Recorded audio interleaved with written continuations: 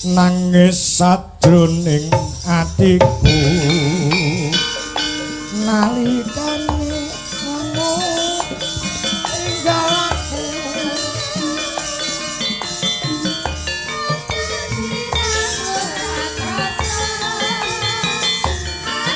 ayo bas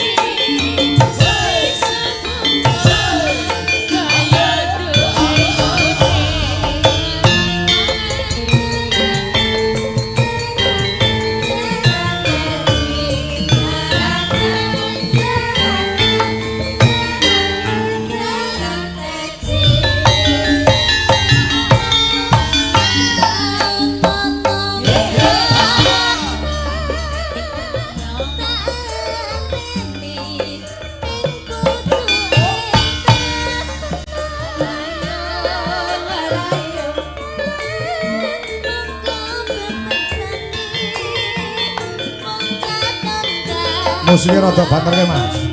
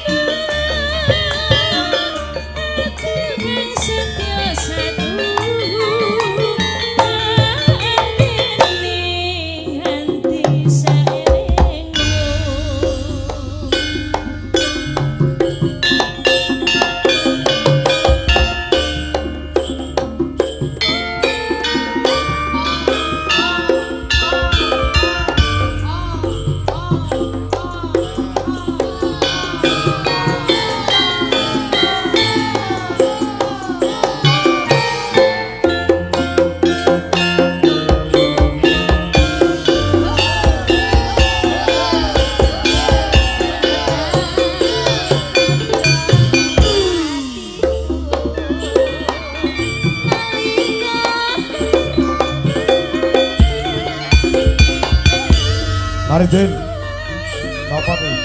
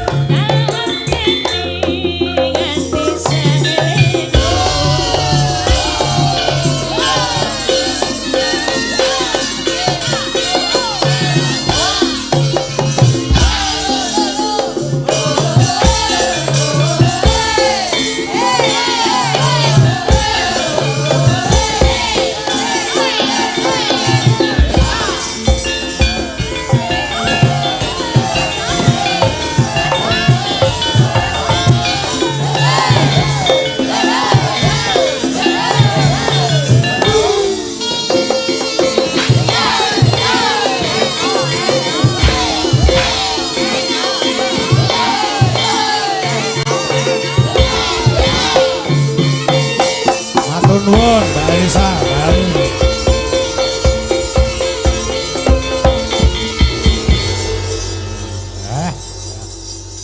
Aren Sawatara ya yung Aren Sawatara ya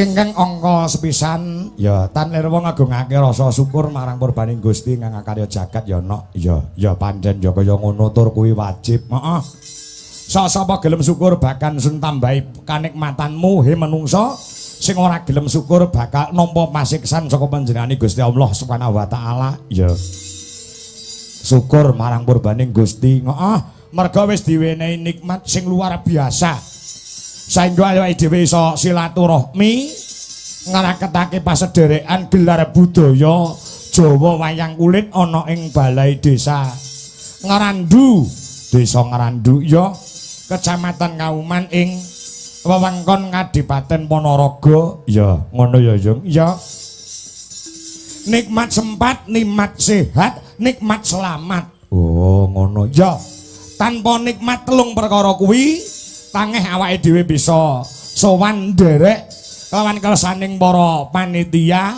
ya kersaning kabeh para masyarakat sing disepuhi kelawan panjenengane Raka Mas kepala desa utawa bapak kepala desa ana ing Ngrandu oh ngono asmane panjenengane Bapak Suparto wah Suparto ki jenenge Janaka mula pas karo piyaine jenenge Suparto ki ya asmane Raden Harjuna ya Raden Janaka nek cara wayang ganteng-gantenge wayang sak kotak ki ya Janaka utawa Harjuna mula ganteng-gantenge wong sak desa Ngrandu kuwi ya lurahe ya kuwi Pak Suparto sawangen lek raine uwireng nduk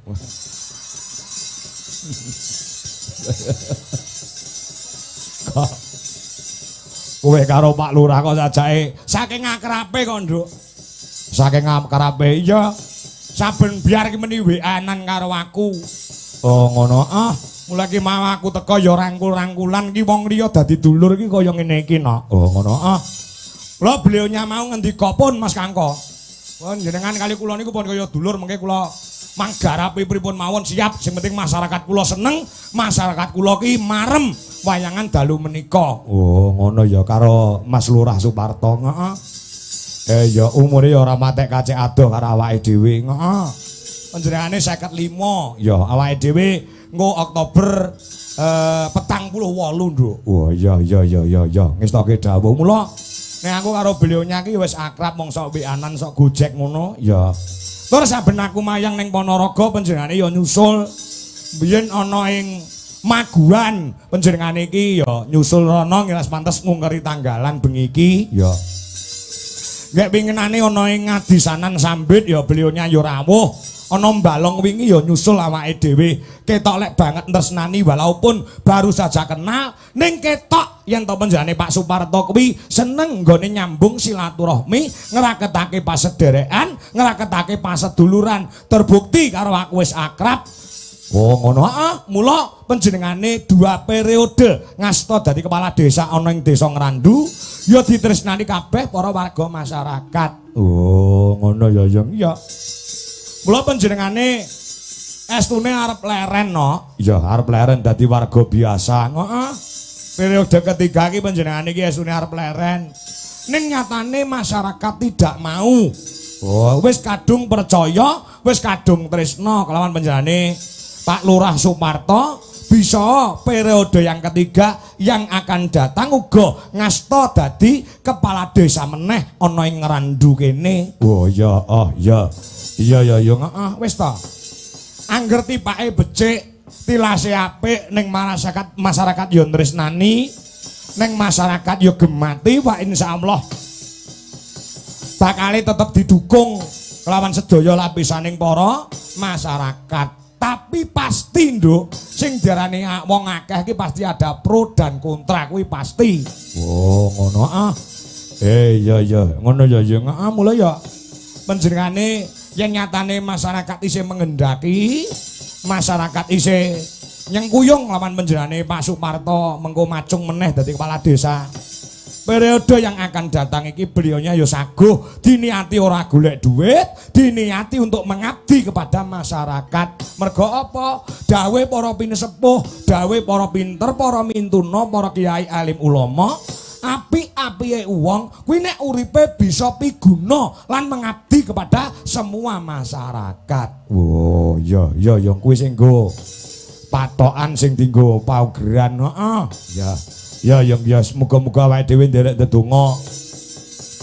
Muga-muga so tetep dalam rangka pilihan kepala desa ana ing Randu sing wis aman, sing wis guyub, sing wis rukun iki dipertahankan, nek perlu ditingkatkan kangge srana menjunjung tinggi rasa persaudaraan para warga masyarakat ana ing Desa Ngrandu lan tetap menjaga kondisivitas Kang Sarto, menjaga persatuan dan kesatuan. Amin ya robbal alamin. Ya ngono ya yang ya. Mula iki disangga bareng ya. Adicara tahunan sing kaya ngene disangga bareng kabeh mempunyai peran, heeh. Ya. Dadi iki dudu hajate kepala desa tok dudu hajate perangkating desa tok dudu hajate lembaga desa LPMD BPD dudu ning ini hajat semua warga masyarakat rumangsa andarbeni. Oh ngono ya heeh. Rumangsa andarbeni. Mula jane dana saka PAD kuwi cukup nggih membiayai pagelaran wayang kulit bengi iki. Ning masyarakat tidak mau tinggal diam. Masyarakat kepengin nyodakoi bumine, kepengin nyodakoi desane. Ing pengangkah bisa dadi asana mbarokahi kabeh sing lenggah ana ing Desa Ngrandu kene. Mula iki engko wis sepakat nonton wayang nganti rampung kabeh para warga masyarakat, ibu-ibu wis ket sore lenggah. Engko lek ndelok ora mung tekan limbukan tok kepara nganti rampung dipirsani mergo nyumbutne karo lek urunan perwuwung 10.000. Kaya ngono ya. Nek kena kono-kono desa kono-kono iso 50.000 tekan 100.000. Aku tahu lho nduk ditanggap kuwi masyarakate perwuwung utawa perkaka kuwi urunane 250.000 nggo nanggap awake dhewe. Oh, nang kene lho 10.000 wis iso nanggap awake dhewe. Lah ya heeh. Nek kaya ngene iki tanpa guyub, tanpa rukun, tanpa manunggale para warga masyarakat tangeh kelakone, mula aku iso ngarani warga masyarakat ana ing Ngrandu kene sebagai warga yang hebat, warga yang peduli terhadap desa dan selalu menjalin kokoh persatuan dan kesatuan. Mula tepuk tangan buat warga Ngrandu yang hebat malam hari ini. Wah ya. Kaya ngono ya yo heeh. Weh ya. Maya wis ngendika Mas Lurah, Mas Parto. Ya. Muga-muga nyambung terus Mas Kangko silaturahmine. Mungkin muga-muga tahun ngajeng mungkin saged wayangan malih. Ya heeh. Ya ngono ya yo heeh. Tenan kok no. Ya heeh. Wis kaya dene lek wis kaya dulur ngene iki nek wis manjing kaya paribasane dudu wong liya wis paribasane rega ki ora usah ngarani. Ora usah ngarani wis ngerti dhewe. Oh ya heeh. Ya ngestokke dawuh. Heeh. Ya. Iki gandeng adicara bersih desa. Ya. Ndonga bebarengan nyuwun marang Purbaning Gusti. Ya Slendro Songo. Bebarengan kelawan para warga sing bengi iki tirakatan. Ya. Nyuwun marang Purbaning Gusti Allah Subhanahu wa taala Tuhan yang Maha Esa. Ya. Kanthi srana gelaring bersih desa bengi iki sing digelar kabeh para lapisaning masyarakat. Tokoh-tokoh masyarakat, ya sesepuh masyarakat, perangkating desa, lembaga desa, kepala desa, ya. Dadi asrana nyundul marang apa sing dadi kersaning para warga, nggone nyuwun marang Purbaning Gusti satemah sakwise nganake bersih desa iki, Desa Ngrandu dadi desa ingkang baldatun Coyibatun Warupun Gawur, Gemah Ripalo Jinawi Kerta Tata Raharja, murah sandang kang sato pangan, adoh saka bencana alam, digampangne nek golek rejeki. Diparingi sehat awake, dawa umure, soleh solekah para putra-putrane, digangsarke nek golek rezeki, rezekine kathah melimpah tur barokah, selamat donyane, selamat akhirate. Allahumma amin ya rabbal alamin. Allahumma sholli wa sallim ala sayyidina wa maulana. Yuk sinden DLI jumeneng sedaya.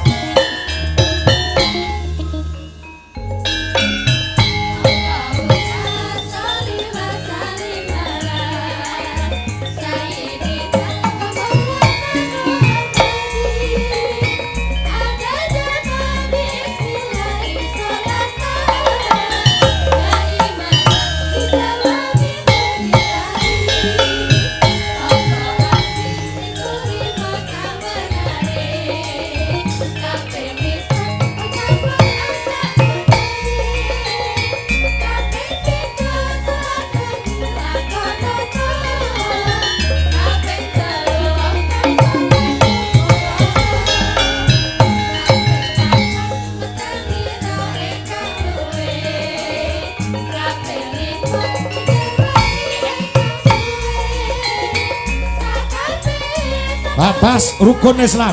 Oh.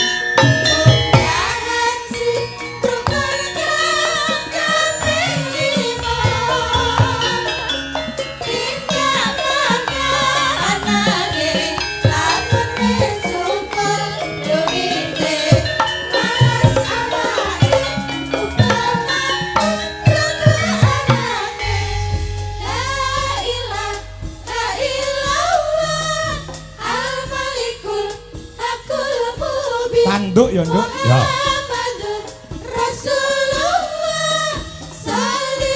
Dompak dompak.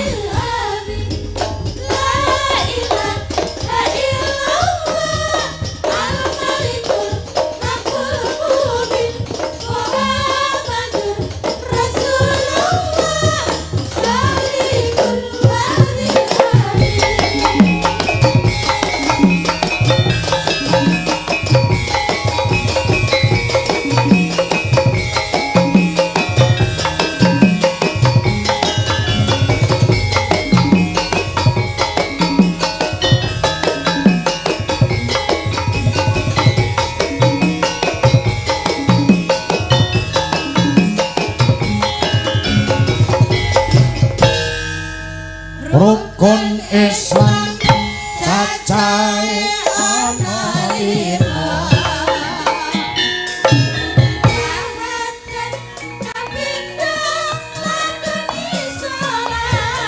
Oh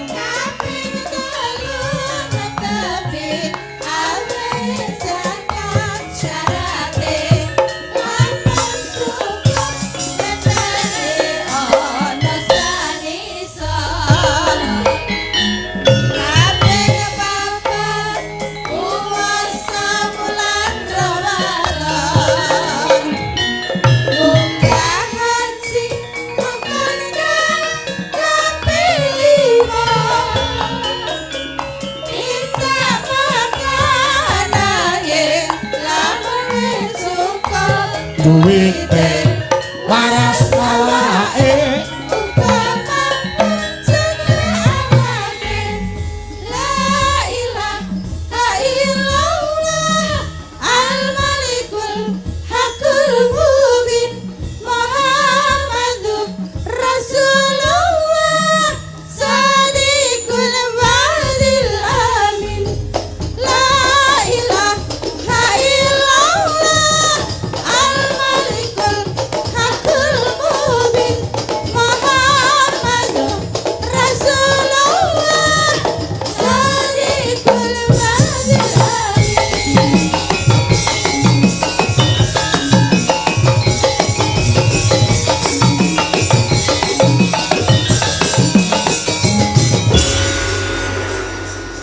Matur sembah nuwun ya donga bebarengan ya yung men kalis ing rubeda adoh saka godha rencana ya wis tak kedhawuh awake dhewe minangka dadi wakile dulur lanang sapa kepala desane Ngrandu penjane Pak Suparto ngaturaken sugeng rawuh sedaya para tamu undangan ingkang boten saged kula aturaken setunggal mbaka sawiji ing antarane mbok menawa wis rawuh saka ing pemerintahan Kabupaten Ponorogo juga dari Forkopincam ana ing Ngrandu Pak Camat serta jajarannya Pak Kapolsek Pak Ndan Ramil ya tokoh-tokoh masyarakat ya Datan Kantun kepala desa kecamatan kecamatan Kauman.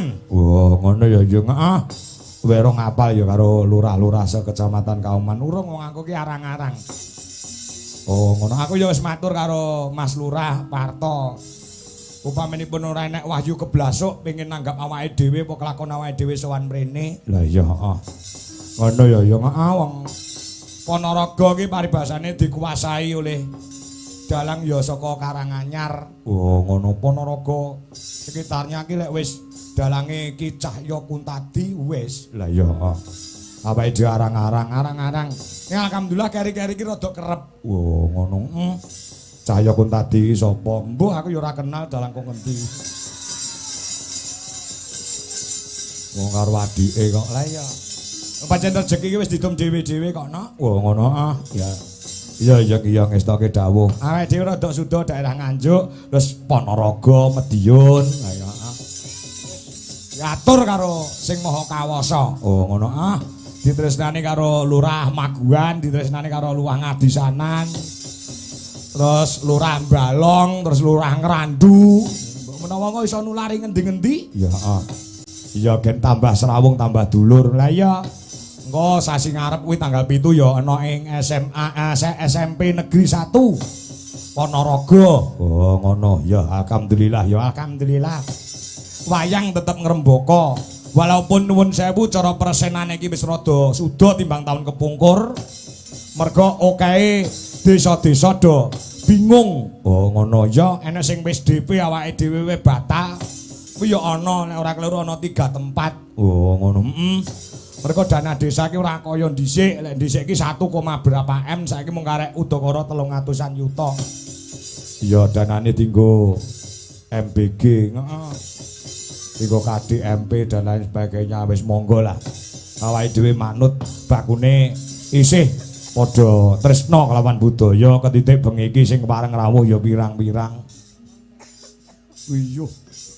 Sakmono mbane nduk iki apa jenenge penonton yang sangat luar biasa. Ndek iki ning Balong ya ngono sak lapangan bek. Oh ngono. Ah, iki sing ning dalan-dalan kono ning layar napa nggih wonten sing ningali Pak ngaten iki.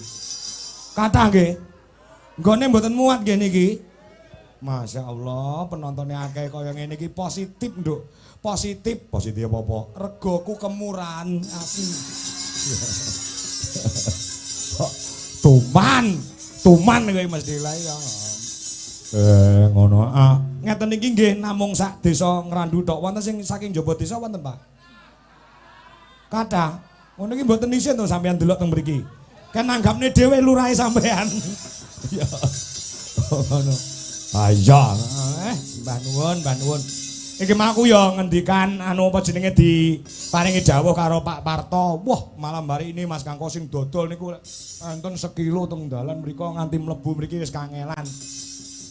Iya, jadi masyarakat nggone bersih desa bengi iki uga berbagi rezeki no. Oh, ngono bakul-bakul padha mengais rezeki. Heeh. Tutupne ora banyolane nggih sumben neh. Iya. Ngono heeh. Ya, iki ana Mas Gareng, ana Mbak Elisa Urcarus Alaso, juga ada Mbak Hani Kusuma. Hani Kusuma iki tambahan.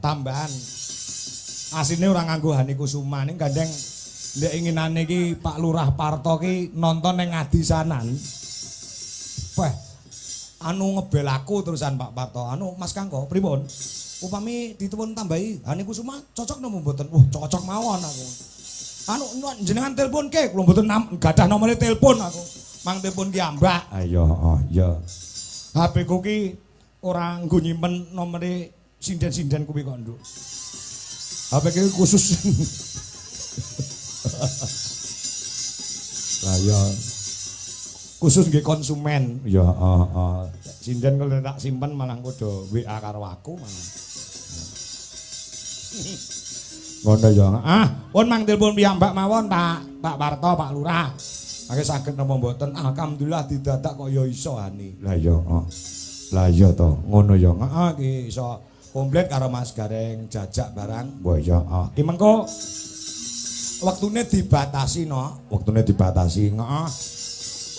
Iki mengko wayangane nganti jam 3. Oh, jam 3. Ya mergo dibacutke ngruwat. Oh, ngruwat. Ya. Sing ngruwat bapake awake dhewe, ya bapake Dik Cahya Kuntadi. Dik, heeh. Aku lek ku nyeluk ya saiki Dik Kaji. Heeh, ya. Dik Kaji, heeh. Oh, ngono, heeh. Ya. Mbah Sukron sing ngruwat engko, heeh, engko ngantek jam 3 ngantek subuh. Urwatane ya mula ki mau rada maju jam 09.00 wis ndodok kotak. Oh ngono. Ya Yong ya. Ayo Mas Gareng. Mas Gareng jajak. Ya ya turi jumeneng ana ing pepanggungan. Ya ya coba kaya apa? Pelok-pelok Mas. Iki lek rung prau layar urung marem Gareng. Ya ayo kancane gesek gembira. Aplera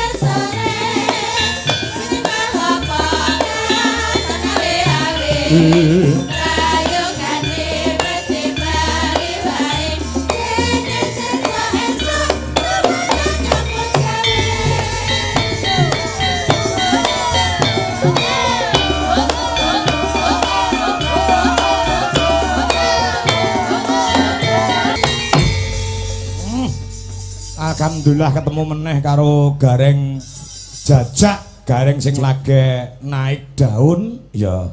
Gareng J anyar tapi namanya sudah melejit dan sudah ngebaki Indonesia jagat lor etan kulon kidul. Oh ngono. Sugeng dalu Mas Gareng jajak. Dalu. Ngopo? Kok ora semangat ngopo Le? Mangkel aku, Pak. Mangkel ngopo? Kok anyel iki ngopo? Ditanggap iki kudune seneng. Yo mergo nek ora ditresnani ora mungkin ditanggap kok mangkel ora lega atimu ngopo? Yo nek senenge kula jane seneng banget mangkele karo jenengan kok.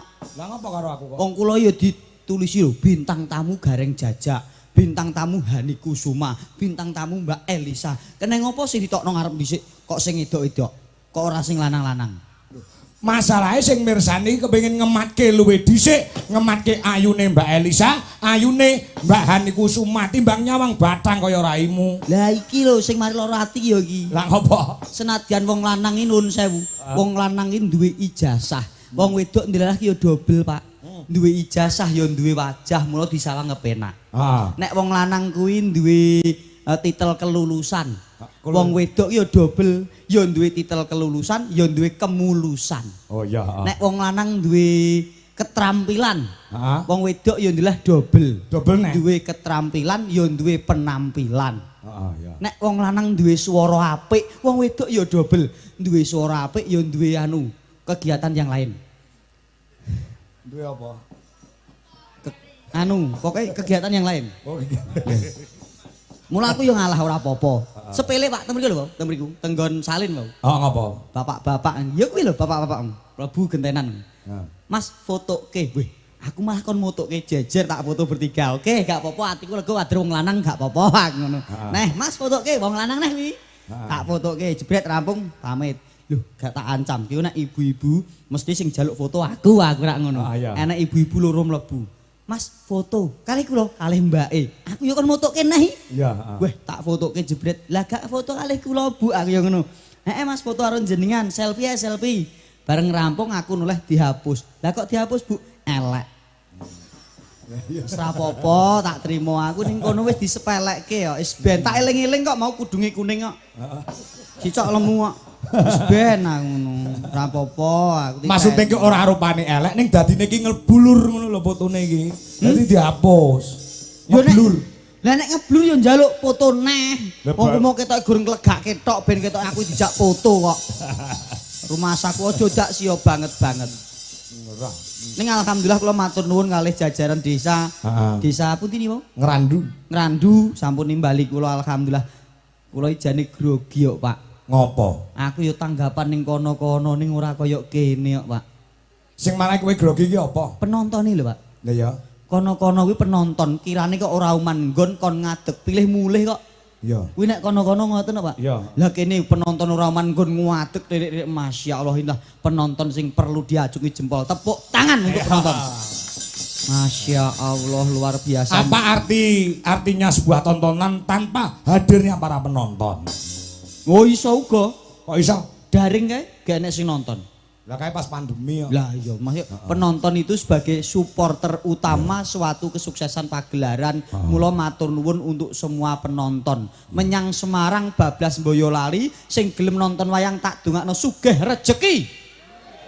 Menyang Semarang bablas Ponorogo sing gelem nonton wayang tak dongakno uripe mulya. Menyang Semarang bablas Surabaya kaduan. Wong wayang ngake kok datang nganggo parian. Mbok ndongake langsung tas. Mugi-mugi sedaya mawon paringi panjang umur Allahumma. Lah ngono kok datang nganggo parian barang. Wong donga ki rasa parian, kedawan ngerti ra? Lah iki sing ra bener. Ora iso ra bener. Wong kuwi nggawa rasa dhewe-dhewe. Lho, nek kowe nekat nganggo parian, ki engko lek wong sembahyang wong salat, ki engko rampunge maghriban wae nganti esuk, nganti subuh. Lah kok saged? Lah ya no. Tuku bola nyang Jatim. Bismillahirrahmanirrahim. Yo. Lek ngangge parian kabeh salat bareng nganti isuk lek maghriban. Iya. Lah iya, mbok sing tantes apa sing dadi unek-uneke atimu kepengin ndongakne warga masyarakat ana ing ngrandu kene ndang ditokke muga-muga sing lara diparingi sehat, sing durung duwe gawean ndang diwaringi gawean ngono dadi cetha. Oh, berarti gak sah basa-basi. Rasa basa-basi ya sing jelas sing cetha. Saiki kok ora perlu basa-basi. Oh, ngoten. Heeh. Pak Bu, sehat kabeh nggih? Panjang umur nggih. Sugih dhuwit. Pun cekap semanten saking kula lepat nyuwun pangapura wusananipun billahi taufik wal hidayah. Sumasalam. Assalamualaikum warahmatullahi wabarakatuh. Kuwi jenenge ya wong mutung ngono kuwi. Ya ora mutung lah genah nek tunduk poin lah lapon jenengan dadak wayangan nek nganggo janturan, nganggo sulukan, nganggo odo-odo, mbok langsung perangan.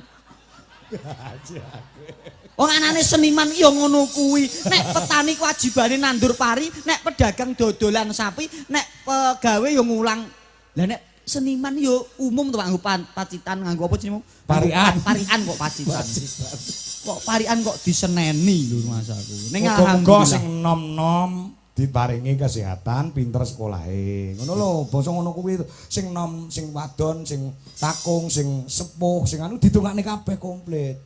Ngono lho, mergo sing tamu bengi iki ora mung para ibu-ibu tok, bapak-bapak, sing nom, sing tuwa padha rawuh. Ayo sing cetha lek ndongane gage. Ki yo nganggo kata-kata seniman apa ya Ya kata-kata seniman ya. Dari mau kon sak-sake, wong kok ngeneh enek kok. Ya endahe dipolas-poles. Oh ngono, endahe dipolas. Iki mau acarane apa mau? Pak? Bersih desa. Bersih desa utawa sedekah bumi. Heeh. Ngiras pantes nyedekai bumi Ibu Pertiwi sing saben dina ditanduri jagung lan pari, nyatane bisa diunduh dimasak dadi wujude nasi. Tak dongake sing didahar bisa marki, awake sehat tur bergizi, nyambut gawe semangat tetep ngati-ati. Muga-muga entuk rejeki sing murakapi kanggo nyukupi anak lan istri. Wondene turah kenek sing duwe utang bisa nglunasi. Sing do lara ndang do mari. Sing Joko Prawan ndang do rabi. Sing do kerja mundak gaji. Wondene sing tuwa-tuwa gek ndang do. Kowe kok kuwaplok wong akeh lho. Kowe arep ndongakne mati ngono ta? Ora. Lah piye? Wong ora tak dongakno. Sing nom-nom muga-muga ndang pinter lan entuk rejeki. Sing tuwa-tuwa gek ndang. Lah kuwi lho, kata-kata kuwi lho mbebayani. Lah munggah kaji. Kuwi lho kancaku kuwi. Oh iya bener. Sing tuwa-tuwa gek ndang munggah kaji ngono ya. Nggih lho. Sing nggon kene iki lho mau sing buanter gek mah mati. Ketok kuwi perkara warisan iki to iki. Perkara mati ora apa-apa ning mati sengkalane ya toh. Oh, nggih. Mati sukertane mung karek bagas parase panjang umure ngono lho. Lah bener mergo mati iki saka tembung MATI. Apa kuwi artine? Wah, mosok gak paham jenengan? Gak. Tak jelaske. Oke. Oke, direkam. Nek memang perlu direkam sesuk nggo bahan. Oh iya. Iya, dalang nek jek enom iki kurang wawasan kok Pak modele. Raimu karo aku tuwek aku. Lho, nek perkara tuwane tuwa jenengane nek pengetahuan Oh iya. pengalaman yo. Jelasno Le, tak cetik. M. Makhluk yang hidup bernapas besok pasti mengalaminya. Wah. A. Akan tetapi tidak tahu kapan waktunya. T. Tidak harus tua, tidak harus sakit, nom mati yo keh, ora loro mati yo keh. Oh iya. Berarti ora kudu tuwek ya? Ora kudu. Oh iya bener. Berarti aku karo kowe iki tuwek sapa? Tuwek jenengan. Nah, berarti iso sing nom sik ya. Urung karuan. Kok balik to. Kuwi nggon apa ki mau? T. Kan dhewe I apa I? Ini adalah rahasia ilahi Robbi. Dadi awake dhewe mung sak derma nglakoni. Mula sak durunge kapundhuting Gusti, ayo padha ngibadah kanggo sangune mati kaya sing dingendake jenengan ngajeng mau. Nek wong urip kuwi besok sangune gur di gelu. Tugel dadi telu utawa telung perkara sing iso digawa nang alam akhirat besok. Rak ngoten wae to? Ya. Ngono. Kuwi nek jenengan gak kanca gak tak kandhani iki mau. Wis saiki lek wis ngonceki tembung MATI saiki oncek ana desa Ngrandu kene. Oh. Pak Kangko. Apa? Nek duwe acara ngono kuwi asik. Ora iso. Ki dadakan kok ngetes sepira IQ-mu. Wong kok Ngrandu ki saka huruf N G R A N D U. Oke men apa? Wis kudu oke. Ning kudu bener, ning nganti ora bener woh. Potong bayaranmu. Bismillahirrahmanirrahim. Oh. Kudu pinter, gareng saiki kudu cerdas terus iso mengikuti zaman. Ya ndelok-ndelok. Ndelok-ndelok. Ayo dipikir tenanan lho, awas lho nganti kleru ki sing ngrungokne wong sak desa. Ayo. Ngrandu. Ayo. Aman, wis aman, Pak. Aman. Ya, ya. Yang pertama hurufnya N. Apa arti N?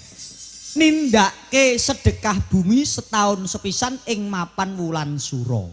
N nindake. G. G guyub rukune warga mula bisa kaleksanan. Nek ra guyub rukun ora mungkin. Jebrek meletek utekmu. Ya kepepet, Pak.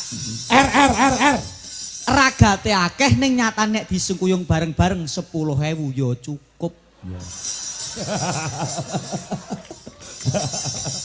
Ya. A. Adat istiadat kabudayan aja ditinggalno nek iso dilestarekno. N. Nanggap wayang kulit dalangipun Ki Anom Dwija Kangka. Ya. D. D. Kok cepet men wis teko D to, Pak? Wes no. Iki kudu cepet kok. Komputer iki kudu cepet. D. Dadya sarana pangujuping donga ngarsaning Gusti Kang Maha Kuwasa. U. Kari dhewe. Usahakno ngene iki aja gon ben taun nek iso ben sasi pisan, Pak. Ya kobol-kobol lho PAD-ne. Lah ukur 10.000 kok. Iya. Ning estu kok, Pak. Oh sik urung rampung. Ora estu. Iki lurahe jenenge Suparto. Nuwun sewu, Pak. Nuwun sewu. Apa? Bayar aku potong 200 pek aku gak sangartekno kuwi. Ora iso. Kuwi jenenge kudu Suparto. Lho, kuwi Pak Lurahe. Wis ro karo Pak Lurahe rong.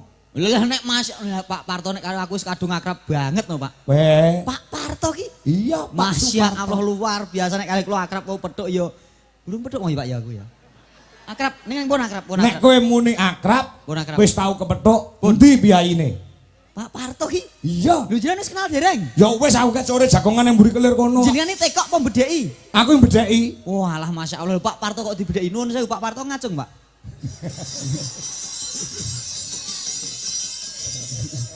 Muni ora ngerti kok. Ora kemlinti. Sing methuki mau Pak Pardi kok. Mereka beliaunya sing nganggo kopiah ke lho, sing nganggo kopiah ke Pak Parto. Kae lho. Oh, mripate gareng ki kira. Lah nggih aku ketok iki nyawang kono asline iki mriki. Heeh, nggih menika. Wilujeng dalu Pak Parto. Nggih. Apa kabar? Nun sewu dados lurah pun pinten tahun? Lho, wis 2 periode rumasamu. 12 tahun pun ngertos carane dadi lurah.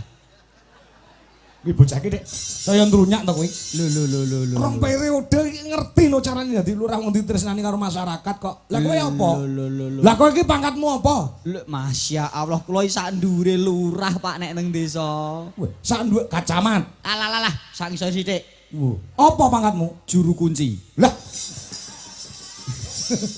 Lho ning lurah apa desa tanpa ada juru kunci, sapa sing arep ngatur kehidupan contone kaya ngenten iki? Sedekah bumi ya mesti enek sing pranata carane bumi, piye carane sing tukang dungane kan ya juru kunci to, Pak. ya. Wah, jenengan gak paham kok. Suparto. Ngeten lho, Pak. Iki bangsa Pak Lurah niku lho, Pak Suparto niku nek kula mun akrab banget. Ya. Mun akrab banget. Nggih wis Nggih kok nyatane 2 periode dadi nggih, kepala desa 12 tahun wis hebat. teruji ya. Wis hebat umpama Teruji. besok dadi meneh ya wis sae. Iya, nyatane masyarakat mendukung. Pak Parto kok. Iya sing tak takokne artine apa? Suparto. Muga-muga warga masyarakat tetep tresno kalih panjenenganipun. Tahu- Benjing niku nek nyalon melih dados melih. Diluk mlaku nang mburi kelir kene. Napa, Pak? Tak uyuhi raimu. Iki dong apa ora artine? Suparto ku su ki apa, par ki apa, to ki apa? Masya Allah, barang sepele jenengan takokke. Iso nang ngene ya. Nek kula wae wis ngartekke wis iso. Ya. Kula karo jenengan pinter ndi? Kula kalian jenengan pinter ndi? Ayo ngakoni sik iki kudune. Perkara apa? Ya perkara sastra, perkara kabudayan, perkara pakliran wayang. Ayo. Nek perkara wayang cek pinter aku. Nek perkara sastra? Sastra ya pinter aku. Pinter aku. Pinter jenengan? Iya. Tulung artekno artine Suparto. Nek nyoto pinter. Wong ngetes lho iki, jenengan ngomong dhewe lho iki. Ayo. Jenengan ngomong ngendika dhewe lho iki. Iki lho sing dijenengi banyu dibacok mbalik iki ya iki. Lho, lah nek jenengan gelem ngakoni nek pinter aku saguh ngartekke. Wong jenengan ra gelem ngendika, ra gelem ngakoni kok. Wah, ya Kula nek wong- babakan ilmu pedalangan cek pinter aku, nek sastra cek pinter kowe. Pinter aku. Ya. Saiki tulung jenengan ngendika, Mas nyuwun sewu tulung mangartekke. Artine Suparto. Ayo ngendika ayo. Ayo ngakoni wong jenenge wong sak ngisore iku duwe andhap asor, Mas. Piye mau? Mas nyuwun tulung mangartekke artine Suparto. Ayo ngendika ayo. Pinter aku kok. Ya. Ibaratnya wong pinter kono nek kurang pinter necep ngelmune kuwi nganggo subasita. Tata krama. Ya. Mas, Dalem.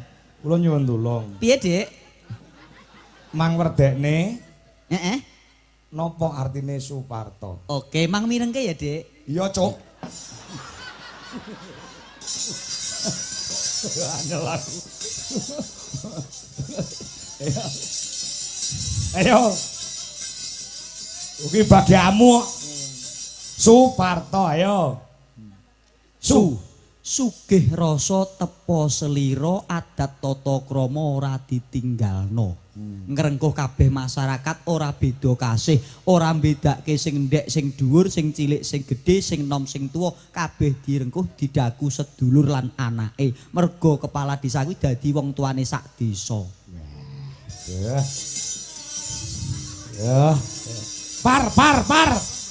Paribasan awan dadi bengi, bengi dadi rina, sirah dadi kepala, sikil dadi nggo mlaku, ngong kanggo kamulyane desa ngrandu. Totonen to. Kemajuane warga masyarakat ngrandu luar biasa, tepuk tangan untuk Pak Suparto. Iya. Nuwun sewu Pak Suparto, kathah lepatipun nyuwun pangapunten. Sae napa mboten? Sae to? Inggih, kula wingi teng Medion nggih ngeten iki. Pak Lurah niku kula artekke sae niku senenge ra jamak. Yes gur ngoten mawon mboten sah nyawer.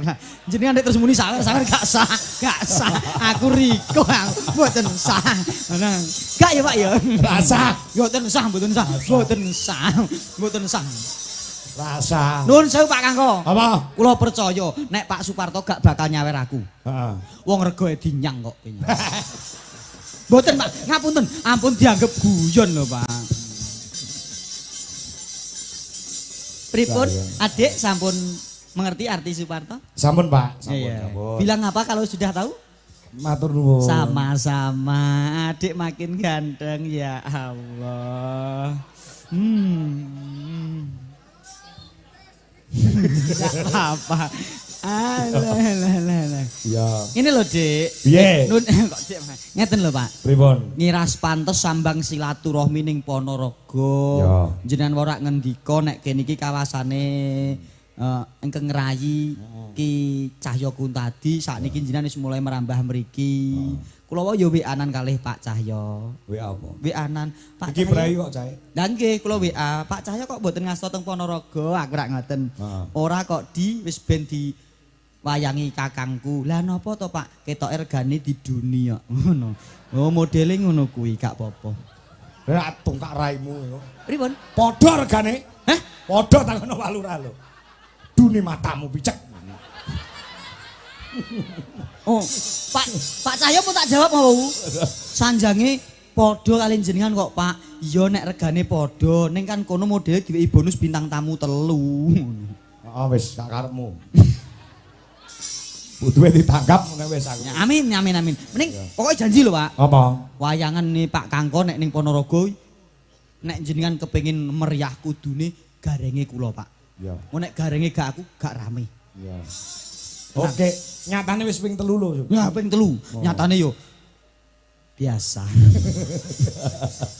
Saya nyatane lek ora ditresnani apa ya gelem mesti golek gareng liyane. Alhamdulillah. Wong Pak Parto ngendika pun anu gareng anu nika jajak nika mawon pun lucu tur murah ngono kuwi. Yo murah iki aja diketokke aku ben harga diri. Dan bakune menghibur sesarengan. Amin. Iya, pas karo lakone, Mas. Pripun? Lakone lah umuruning Wahyu Purba Sejati iki ndongakne para leluhur-leluhur. Nggih. Para leluhur men tan prabeda kene ya wis enek SD Gocah, enek ndongak-ndongakne para cikal bakal sing ana ing Desa Ngrandu. Nggih. Eneke wong saiki mesti ana sing dhisik. Leres. Wong sing saiki kudu ndongakne sing wis seda, lak ngono. Hukume. Ya saiki nembang ya, Reng. Sendika. Mergo iki bintang tamune pirang-pirang. Bintang tamune akeh. Ayu kabeh. Sitok sih. Setunggal riyen. Heeh. Sinten Pake? Mbak Elisa no. Heeh, nek niki lak anu sapa dadakan ngono. Mergo tresnane Pak Kepala Desa. Jenengan aja beda kasih. Napa? Maihani sing sabar. Iya. Apa? Maihani. Mayani apa? Loh, gak mudeng dalange. Maihani iki bahasa Inggris. Aku ngerti ku ngoro yes karo no kok. Astagfirullahaladzim. Maihani itu artinya sayangku. Lah nek perkara iki jenengan kudu ngalah meneh karo aku. Aku bahasa Inggris kalah karo. Nah, matur pripun? Mas. Makasih. Makasih. Sama-sama, Dik. Thank you. Aku ngerti thank you. Oke. Thank you. Same. Good night. Selamat malam. Good night. Oh, selamat malam, betul. Iya. Terus, nek selamat pagi. Breakfast. Alah. Breakfast ki sarapan kok. Lah ya lek sarapan lah ya isu toh. Oh iya, Ding. Nek selamat pagi ki good morning. Good morning. Kuwi nek bahasa Inggris. Ya. Bahasa Arab bisa ora? Lah aku ngomong bahasa Inggris sih. Oh, bahasa Inggris apa nih? Lah aku nek bangsa bahasa Inggris tak pangan. Aku pelajaran SMA tak pangan kabeh. Wih, Bahasa iya. Inggris, bahasa Indonesia, bahasa Jawa, IPA, IPS. Ojo meneh kok IPA, IPS, IP ku dhewe tak pangan. Dadi Iki sing mare nakal iki. ya nakal sithik-sithik wong lanang kok ora nakal ki ora komplit. Yo ning aja IP-ne. Ya. Minimal yo liyane. Nek Basa Arab apa? Lho, jen yo tambah iki. Ya. Basa Arab apa? Basa Arab nek arep masuk rumah ngono basa Arab apa? Kula nuwun. Kuwi lak basa Jawa. Ora sang ngomongin basa saiki nembang ae. Lah nembang sinten? Ya Mbak Elisa no. Oke. Mbak Elisa, ya. Mas aja dipleroki. Mas aja dipleroki. Ereng. Tingkah lakumu kudu ngerti cara aja ditinggal kapribaden ketimuran. Mbok yo sing eling Dik iku Bisa meneh Mas, iki sinden Pancene bener kandamu.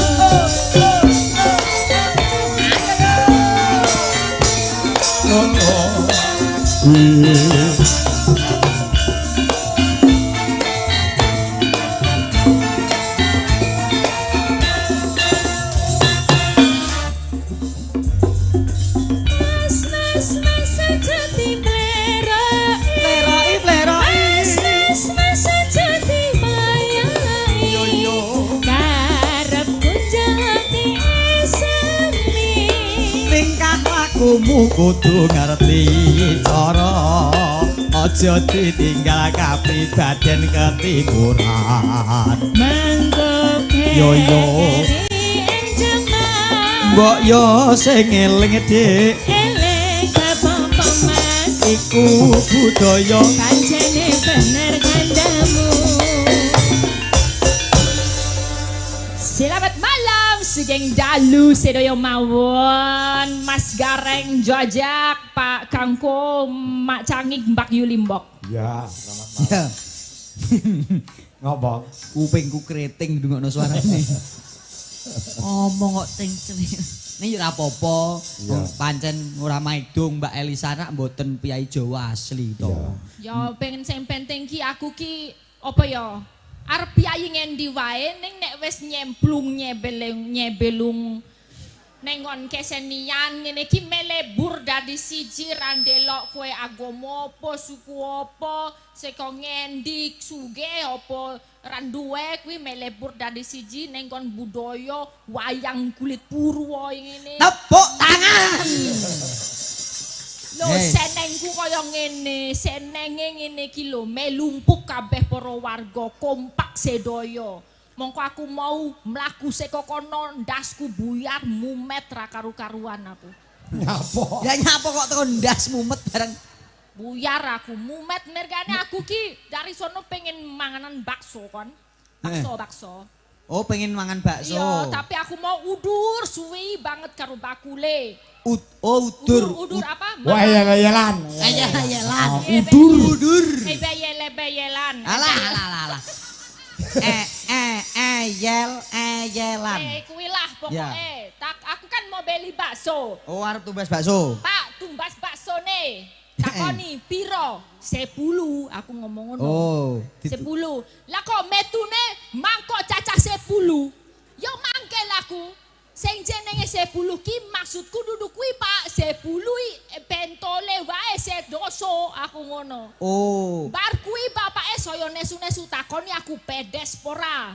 Yo mboh mangsane aku yo ora mudeng iki pedes apa ora kok malah takon aku. Astagfirullahaladzim Masya Emosi Allah aku. Sing kudune emosi udu kowe nduk ning bakule Kuwi ngono kuwi sih tambah meneh aku lek emosi Mas. Ki mau takoni pedes pora kan aku ra roh, ra reti aku ki pedes pora. Warung mangan kok ya. Rong mangan. Tambah ono aku njaluk es teh takoni legi pora. Yo mboh aku ngono. Astagfirullahaladzim maksudnya ngene lho no jenengan ditakoki karo bakule baksone pedes apa ora kuwi kowe kepengin sing rasa pedes apa kepengin sing rasa ora pedes Ya mbah. Kan belum dirosokno kuwi ki pedes pora pedes kok aku kon ngomong ki pedes pora pedes. maksude kowe request meminta memberikan permintaan engko baksone digawe pedes apa ora pedes Kok kowe dadi emosi karo aku ponakane bakule aja nesu-nesu to. nek Aku ki karepe ki mung pengen mangan bakso, tapi ki mau kok tekan ngendi-ngendi ngono lho. Kan aku dadi mumet buyar uteku mencret.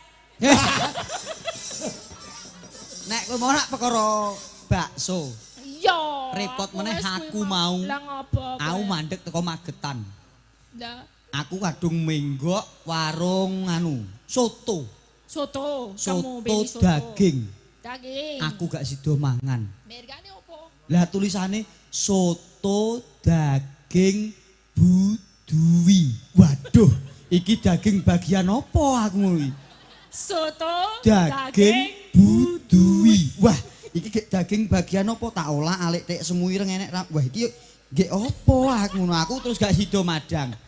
kaya budui. Yo. Maksudnya ki daging budui. Iya, Kuwi iya. bakule budui. Lho, wis jenenge bakule omong Elisa bener. Lah, Bakule iki jenenge budui, dudu daginge budui. Kok jenengan ngeyel wong sing tuku ki aku kok. Warunge tulisane soto daging budui. Ndelalah ki cilik ngono enek irenge tengah kok. Daging iki kotak irenge tengah aku. Wah, iki daging gue nopo aku ngono. Kuwi padha karo aku. Piye neh? Aku isuk ngono lek ndek iki bar wayangan ning Nganjuk to. Nggih. Isuk terus mampir ning nggon masjid ngono kuwi. Aku ora sida salat kok. Lah nyapa? Lah ditulisi sing nggawa HP dipateni. Aku nggawa HP aku ora sida balik. Mak astagfirullahaladzim. Lah ya aku wedi to. Ya ya. Kene lekas mlebu nelawane dhuwur tulisane sing nggawa HP dipateni. Aku langsung balik ora sida salat. Mas Dalang sing bagus dhewe. Apa? Maksude niku HP-ne di silent ben ora ganggu. Ora enek tulisane HP-ne di silent, tulisane sing nggawa HP dipateni. Sing salat aku apa kowe? Wih, panggayen. Matur nuwun, matur nuwun. Bener lho. Bener kabeh pokoke perkara bakso ya bener, perkara salat ya bener. Wis timbang engko padu. Padu mending dongake. Ya, Kowe Mas dongake opo wae. Olah sak dongakno dawa-dawa. Ya aku sing mau request donga petani mbako. Oh, petani mbako. Oh, petani mbako, iya, iya, Mbakone iya. lulus, muga-muga apik kabeh. Mbek ngrembuyuk je bubut.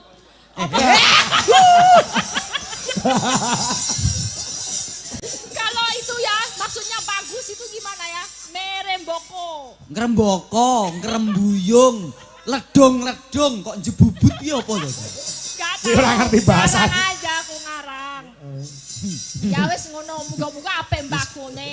Esuk petani lulus mbakone apik-apik. Amin. Pajeng apik. Yes. Panenane ya apik, Panenane regane ya dhuwur. Nggih, amin amin ya robbal alamin. Nggih, niki wau nggih wonten request. Oh. Pak. Dah kula bocong nggih. Ya woconun.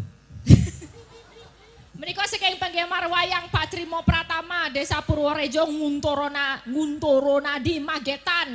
Niki mangke nyuwun. Magetan tekan kene sa. Nggih, Nggih, Magetan. aduh iki nyuwun denok mangke. Nggih. Assalamualaikum warahmatullahi wabarakatuh. Waalaikumsalam. Sugeng dalu Pak Dalang, kula nyuwun tembang Kadung Tresno. Kompelit sabowonipun. Komplit ora komplit. Kompelit tulisannya Komplit. kayaknya. Gak popo, bocah ajaran. Iya. Yes, Ben. Belajar berbahasa is gak popo. Nyuwun nengkang nembang Mbak Elisa Osokarus. Usuh karus.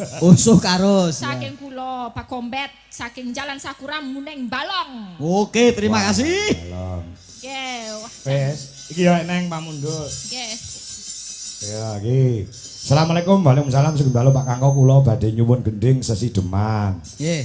Lilo ingkang nembang Mbak Mayang Tato. Lho, Wih, Kok mayang tato lho apa, Pak?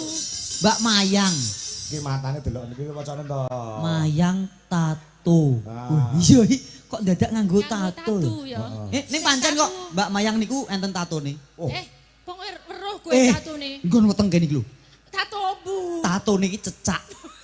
Kok weruh tato cecak? Saking akrabe Ning weteng. ning weteng iki tatone cecak. Weh. Bareng ndek iki rak meteng. Yo. Weteng gedhe kae. Lah kok malah dadi boyo. Tadi winginane ora adus to. Sopo? 7 dina Yo. iki mayang ora adus 7 dina. Kan maune cecake madhep ngisor. Madhep rono. Malih munggah kok bar. wedi ya. Kowe iki ya teko kono. Masalahe disake wedi karo bekecot. Iya, ya nek bekecote bareng. Kok dorong kabeh to nggon-nggone tato. Nggih. Lah ya gending menika kula aturaken kagem Bapak Demang sekalian perangkatipun. Nggih. Ugi rencang-rencang pemuda Cakra bersatu kerajaan. Nggih. Saking kula Udin Ketan Puskesmas Ngrandu matur sembah nuwun. Wah, sing ngejak foto kula wau nggih. Oh, nggih Mas Udin, matur Mbah nuwun. Menika ugi saking Pak Trimo Tegalombo, Posorejo, Jenglik, bintang lagu Wedang Kuning. Iki tak kira Wedang Kuning iki. Nah, nggih. Wedang kuning. Iki sugeng dalu Mak Limbuk kula nyiur cabang 3 Jalan Imam Bonjol alun-alun Ponorogo ke barat notok minta gending pepiling nggih Pak Mulyono MC. Nggih. Kira mungkin sisan ya lek maca karek dipinangkani. Sendika. Nah iki Pak Soiman ngeluk lor. Ya nyuwun gending rujak jeruk. Nggih wonten artane setunggal atus sewu. Matur nuwun. Tasih setunggal dindakne sisan. Sugeng dalu Pak Kangkong. Nggih kula Mbah Semo. Ngrandu kerajaan Mbak Elisa nyuwun gending nyidam sari dipun bawani. Kalih podang kuning gending menika kagem masyarakat ngrandu sedaya. Sugeng ngayahi wajib Mas Jalang semoga lancar. Amin. Amin. Nggih. Sing abi pinangane sing ndi dhisik sa? Manut awakmu sa? Menika- Ngedidum karo Hani Kusuma. Nggih. Kadung tresno niki wau pamundutan. Kadung tresno nggih. Nggih. Sing mat-matan riyen. Ya. Nah. Mengko nek wis Mbak Elisa terus Mbak Hani engko genti mbok menawa wis rawuh menyang Pak Camat diaturi tindak panggung Mas. Oh ngaten. Nggih, siap. Enek bawane ya sa? Enten. Wonten. Wonten. Oh, ora apa-apa. Tarap belajar. Ora ngono aku wis sinau basa Jawa tak epik-pik. Tak pik-pik. Sinau basa Jawa? Tak pik-pik. Apik. Ya, nganti sapa apa jenenge lagu-lagu barang bahasa Indonesia tak translate.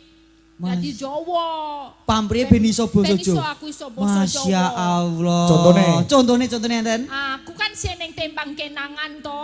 Lagu Ebit GAD itu lo ngerti ra? Lagu Ebit. GAD. GAD. Coba JDN iki lagu apa? Awak dhewe kudu wudo. Lantenanan resi. Suci lahir kelawan batin. Delok neng jero. Sadurunge ngomong sing kerno bledok sing isih tememplek. Sik to aku sing ngarep aku gak kuat. Awak dhewe kudu udo. Kuwi arti bahasa Indonesia napa to sak kuwi? Loh, kita mesti telanjang dan benar-benar bersih, bener toh? Iya. Awak dhewe kudu wudo, lantenanan resi. Ayo udo ayo. Ayo. Mumpung lagi pengen aku. Asta, aku lagi belajar ben iso pinter translate basa Jawa. Oh, ya kejaba ngono bangsa-bangsa basa Jawa ya dipelajari. Pelajari. Coba kok iso ora translate, coba sak balonku ada 5 iso ora? Lah ya turah iso to. Coba. Balon ini nek kene basa Jawa apa Yo plendungan? balon. Lendungan. Plendungan. Pelendungan. Plendunganku enek 5 werna-werna rupane ijo kuning kelawu eping Jambon. jambon lan biru meledos plendungan ijo der wis aku atiku banget kaco banget plendunganku kari papat tak cekel Ayo. rapet Erat-erat yo kok rapet-rapet. Oh ya pinter. Balonku ada 5. Rupa-rupa warnanya. Ayo sa. Nembang Kadung tresno. Silindro apa Mas? Oh selindro nggih. Nyusongo.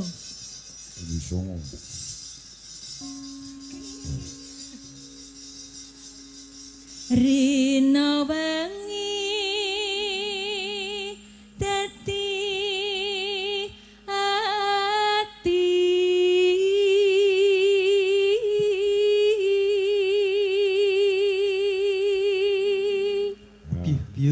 piyaine cantik suarane apik. Apa? Bareng nembak kok luwes ya Reng ya. Lah iya to. Oh iya ya Pak ya. Mau nek omongan celewat-celewat kok nek nembang kok iso cetha ya Pak ya. Kabeh iki kudu diprenake, karo durung pas kudu dipaske nganti bener. Oh iya pancen kudu ngono. Suwi-suwi kulinten. Kulino. Oh kulinten ya. Tanpa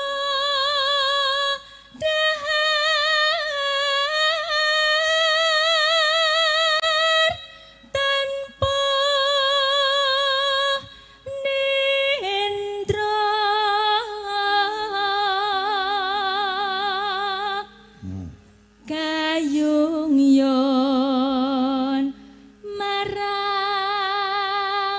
lurahe. Pak Lurah terus mesam-mesem. Mboten sah dibatin, Pak. Lah terus batin Pak Lurah kok. Aku rek dikenekno terus nyawer piro gitu. Ya ning gur di sementara masih dalam batin. Ya apa-apa batin dulu. Gak apa-apa Pak, dibatin rin. Kayung Yun karo lurahe berarti seneng karo lurahe. Lah ya no. Tresno kalih lurahe. Tansah kumawang ing netra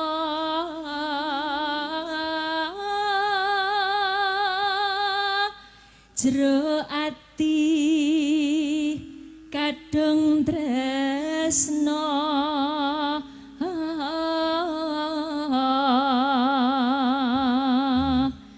tan liya hamong seliramu satemah loro asmara.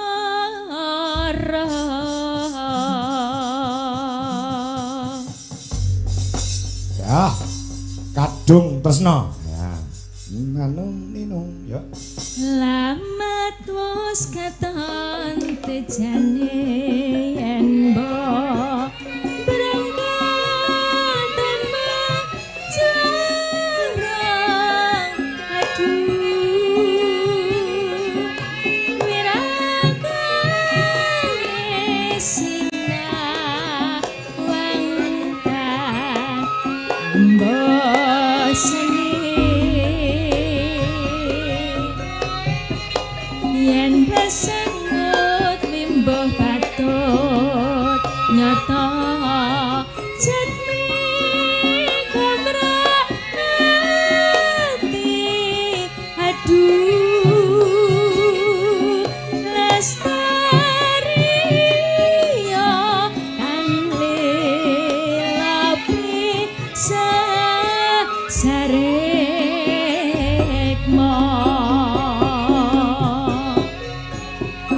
Latihan bebasane kelingan godhong salambar kamas kaya wis pencetan rasa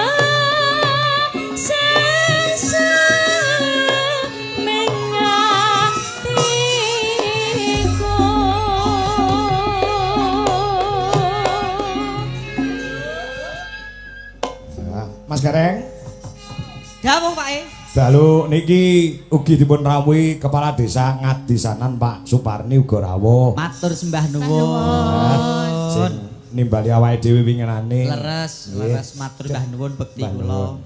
Pak Parni ya tetep raket le pas duluran. Amin, amin, amin. Mas Pare Sugiono saka Menyimak ya. Surabaya juga monitor. Matur nuwun. Romo Eko Bilowo juga Wah, menyimak Jakarta. dari Bekasi. Nggih, Sembah Bapak kula. nuwun.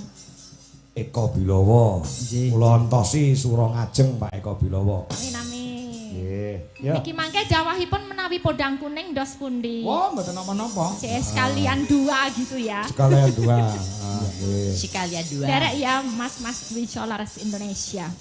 Oke, yuk. Bacaane sarwa asri jero batinku tansah kuwat eman wis lumayan amon kemas parane sing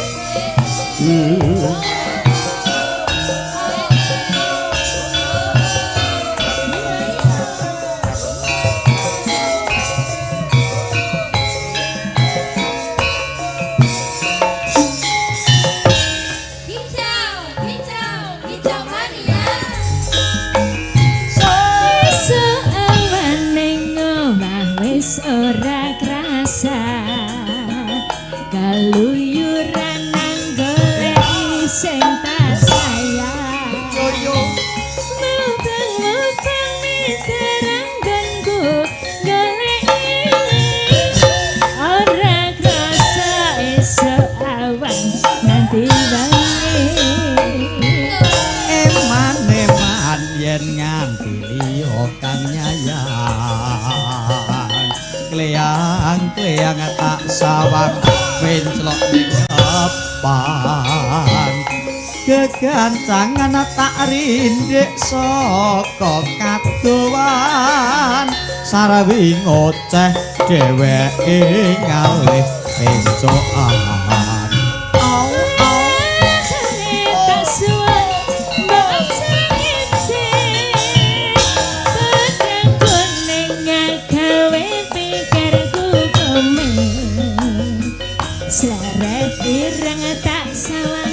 tambah manis ibu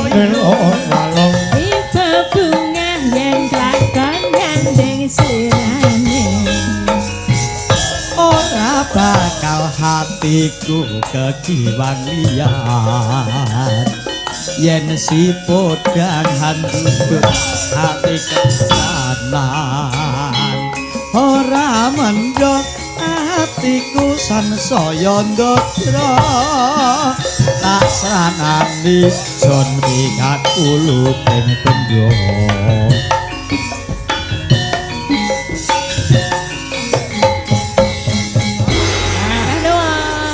Matur suwun Mbak Elisa. matur nuwun Support musik Mas. Biasa. Ayo Mas. Ayo. Go ngadekne Mbak Hani Kusuma Wardani. ora nganggo wardani Ayo. Ayo Han. Ngadek Nduk. Ya, musiknya Indonesia. Yuk, support musik. Yo.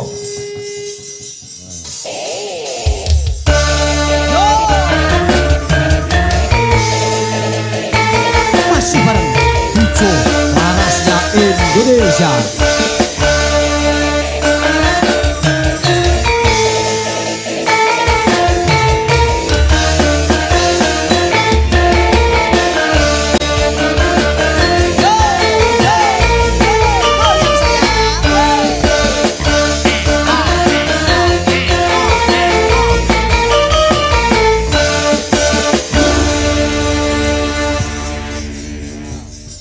Nek Hani Kusuma ki supportnya yo kudu kanggo musik. Pase. Maihani Nggih. Masya Allah si cantik. Kamu tahu nggak kalau aku bisa sulapan? masa ta Aku sebelumnya kesukaan parfum kamu apa? aku Iya. aku parfumnya yang bau melati Bau melati ya? Saya bisa memberikan aroma melati di tanganmu tanpa aku menyentuhnya. piye kuwi Mas Tanganmu. Nah, pejamkan mata. Bismillahirrahmanirrahim. Coba cium tanganmu, pasti bau melati. iya Bau melati? heeh Mosok kan, Nduk? alah kok mesti Ndek mau wis. Wilujeng dalu Pak Kanggo. Nggih, jeng dalu. Alhamdulillah. Saged pindah ke Mali ya, Nduk. Pinangge Cahayu. malih sowan wonten desa Ngrandu. Asline Ngrandu ki lek sakjane artine ki singkat, Mas. Ora kudu NGRANDU. Oh, duwe arti dhewe. Nggih no. Ngrandu. Ngrandu. Ngeran kuwi ngrantu ngranti utawa ngenteni. Du ki duit. Kok piye piye. Kuwi penjabarane piye, Nduk? Ngrandu gitu. Ngran. Ngeran kuwi kan ngerantu ngranti utawa ngenteni. Du niku duit. Lah niki sak rombongan ten mriki sing dinteni napa nek mboten duit? Oh iya ya. Oh iya bener. Iya ta? Iya, tak akone apik. Senadyan to kowe ayu, nyatane moto dhuwiten kowe ya. Wong jaman saiki ki moto duiten ki wis lumrah. Indus ekonomi sembarang barang larang. Ya toh. Entuk wong kuwi materialistis kuwi entuk ning ndelok kahanan lan situasi aja kabeh-kabeh dipangkas rata. Wong urip ora gur butuhke dhuwit ning ya butuhke seduluran. Mula nek kowe ngantek kok gur ngutamakan dhuwit, kowe engko ora duwe sedulur. Wong ngono berarti pira-pira enenge ya Mas ya. Lah Kudu disyukuri. Nek iso ngebotke dulur dhisik tinimbang dhuwit. Syukur-syukur golek dulur sing duwe dhuwit. Berarti sampean ten mriki golek dulur. Sing duwe dhuwit. Pak Lurah dulur kula nggih. Nggih. Bapak Lurah Sugeng Dalu Bapak Suparti. Suparto kok Suparto. Pak Suparto. Suparto kok Suparto. Bapak Suparto. Pak Sing ngebel kowe anu to, Han? Sing ngebel kuwi lak Pak Martopi Mbak to? Nggih. Lah nggih. Lewat Mas Poncol. Oh, ngono. Oh alah Mas. Iya. Ngoten. Suparto yo aneng tegese dhewe nek aku, Mas. Oh kono yo arti dhewe. Nggih, no. Diani cah ayu-ayu yo pinter ya Mas. Lho, Ya Allah. kula. Su Kuwi sumeh. Lho jenengan lek mirsani sinten Pak Suparto kiket mau mek. Ngaten. Iya, ya pinter cah iki. PS tuh ya Pak pinter ya Pak ya.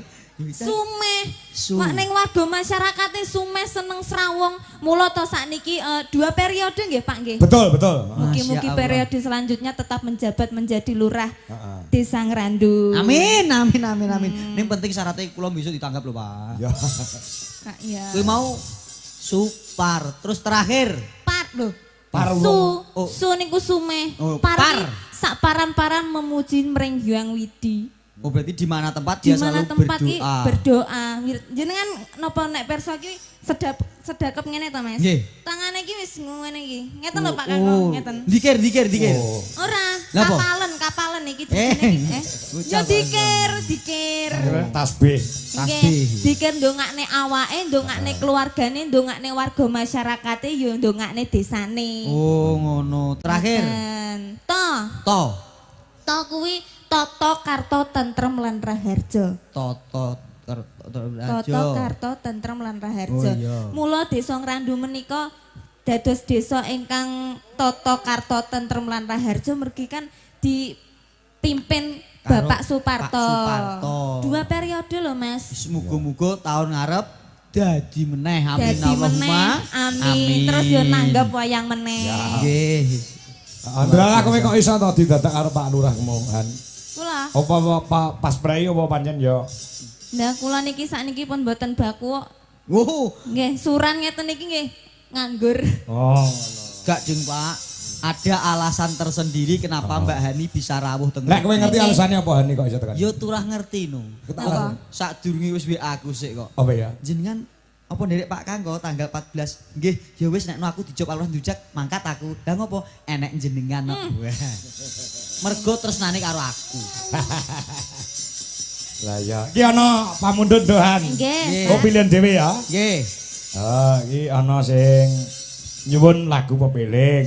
Pepeling. Terus sing urung iki mau apa iki? Iku mau Mbak Mayang sing Ah, kuwi. Idam Sari. Jam Sari. Heeh. Idam Sari ya, Nduk ya. Oh, nggih. Nah, Mak, kelingan Mbak Mayang tato mau jereke ora adus 7 dina. Tatone langsung nambah ning geger. Nambah apa? Gambar emping. kuwi kadas ngawur. Kuwi kadasen. Lah iya. Tambah melih sakniki tatone, Pak. Apa ya? Tato wineh iki lho ning pundak iki lho wineh, Pak. Ini apa? Wineh pari. Weh. Lah iki oyote ning isore. Lho. Lah sukete. Lah kuwi isore neh. Nembang ya nek aja gakno. Nanong. Ayo, bawani sik ndokan. Ya. Duh, wong. Kena.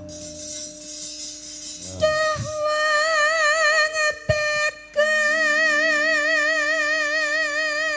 Dalem. Nek jenengane bladus kok. Bladus mbok men.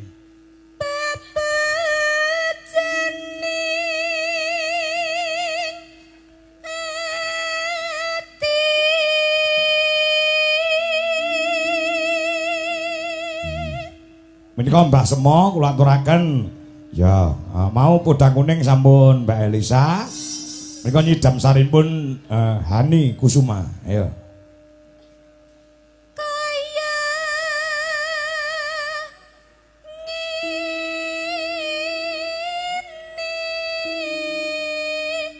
Wong nandang asmara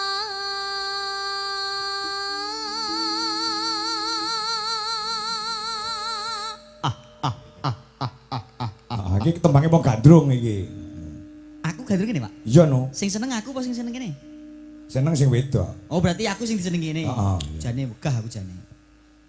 kok wegah mau elek ngerapek-ngerapek. Iya Cahayu. Alah ayune tupuk undung Masya. Apa to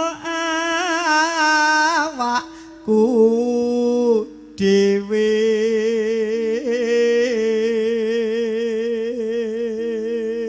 Ya dijak mlaku-mlaku ngalor ngidul ngono kok mur meneng ae. Wong ayo jak Gen roh suasana. Maneman nek mlaku-mlaku ndak kakeke capek. Mending ning omah dipangku, dilus-lus pijeti pundake, nek wis turu juga dolanan. Alah. Apane sing tinggo dolanan? Rambutnya dikelabang, disisir ngono no. Cah ayu iki sing nggo dolan go rambute, liyane gak entuk. Duh dewa Jawata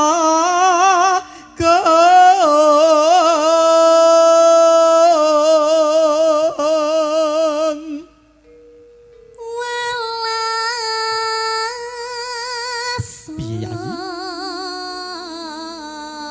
Mring wa mami.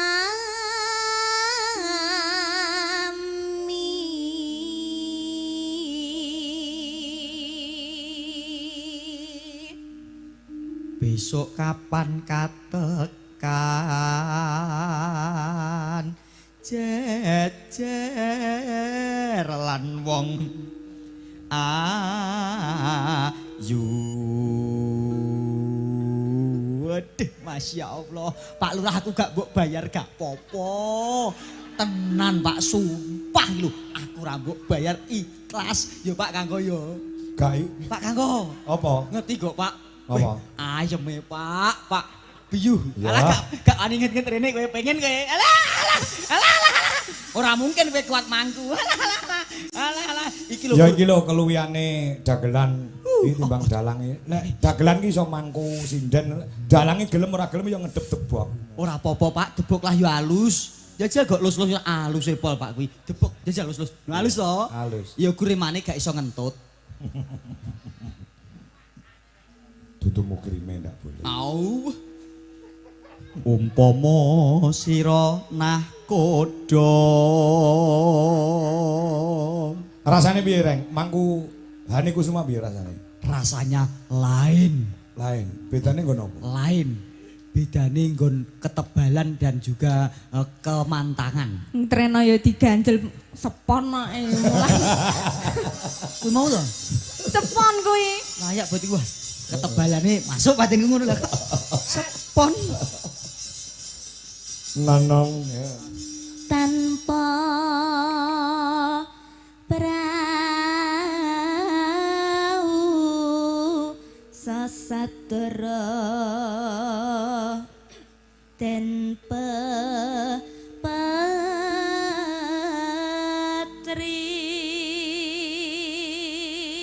Ayo bareng karo Gareng nyidam Nyidam sari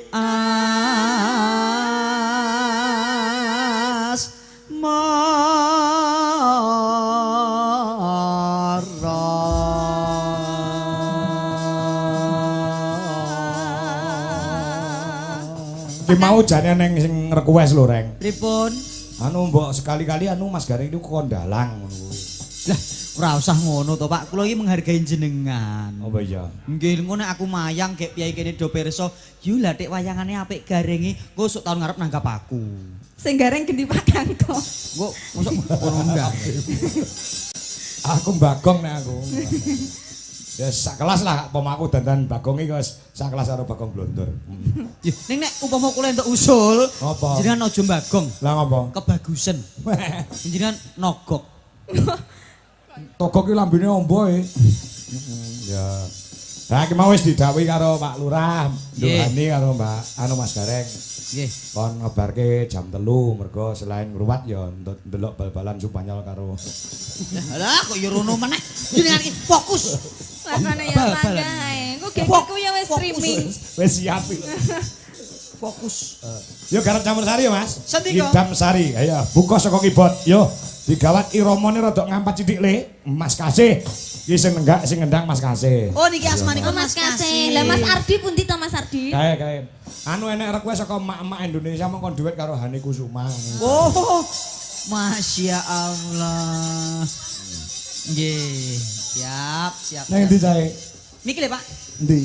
ngrebab, Ardi ndi? ngrebab nembe Kudu ngrebab. kuwi dudu Ardi. Kuwi Arnold. Oh, Arnold. Ya. Batenku Mas Ardi kok malah nelungsungi. Mlungsungi saya halus, Mas saya tuwa. Ayo. Tembangke no. Ya coba kayak apa? Yuk.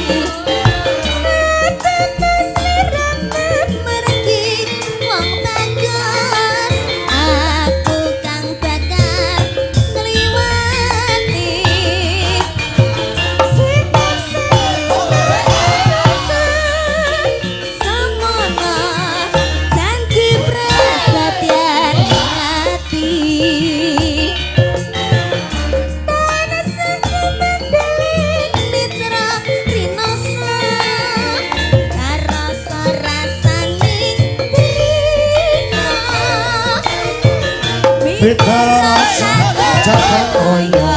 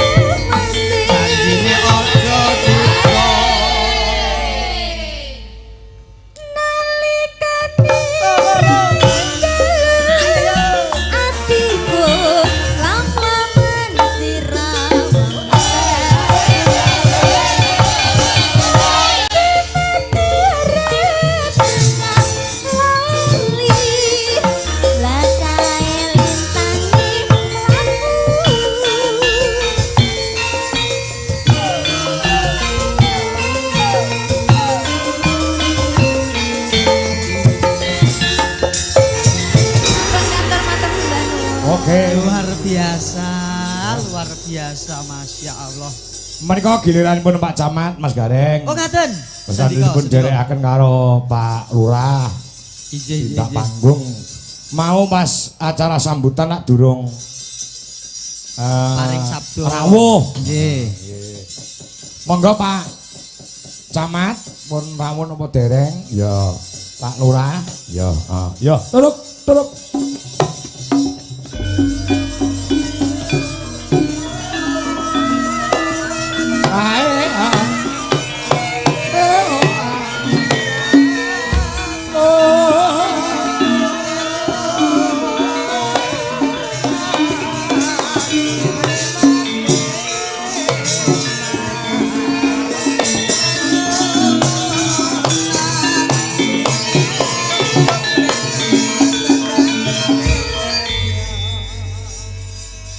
Nggih, sugeng dalu Bapak Camat. Sugeng dalu.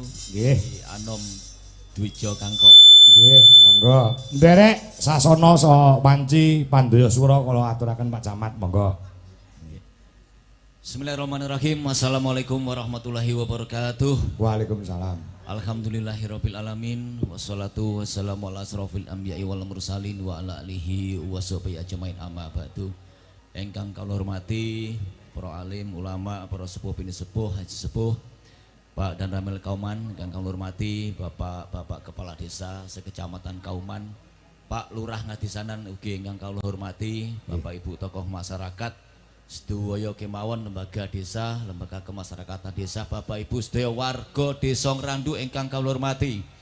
Alhamdulillah wonten dalu menika saged makempal manunggal wonten halaman Balai Desa Ngrandu menika wonten acara bersih desa wonten Mbak Lurah nggih. Bersih desa ngawontenaken ringgitan wonten dalu menika alhamdulillah saged kalampahan. Mugi-mugi kanthi acara menika sedaya masyarakat Desa Ngrandu semakin guyub, semakin rukun. Amin. Amin. Nggih. Terus pandonga wonten bersih desa menika sedaya dipun paringi lancar rezekine. Amin. Allahumma amin. Panjang yuswa. Amin. Makmur desanipun. Amin. Ya Rabbal Mbok bilih makaten kemawon ingkang saged kula aturaken. Bila taufik wal hidayah. Wassalamualaikum warahmatullahi wabarakatuh. Waalaikumsalam warahmatullahi wabarakatuh. Pak Lurah badhe nambahi, Pak Parto. Monggo Pak Lurah. Nggih, sugeng dalu Mbak Dalang nggih. Nggih. Sugeng dalu sedayanipun nggih. Nggih, Pak. Niki ngeten, Pripun? wektale ben iso kedangon nggih. Nggih. Sakjane nggih kula ki ngendikane nggih wiraswara. Wah. Tapi dalu niki kan pun kerjasama kalih Mas Gareng, Gareng, nggih. Mbak Elisa, Nggih. Mbak Hana nggih, Ani, Pak. Mbak Hani nggih. Pripun? Terus ngaten. Keranten pun kerjasama nggih. Mas Gareng sak kanca kajenge kerja, Nggih. kula sing mandhap. Ngoten nggih. Oh, Jenenge kan kerjasama nggih. Oke. Ngoten nggih, Mandalang. Siap.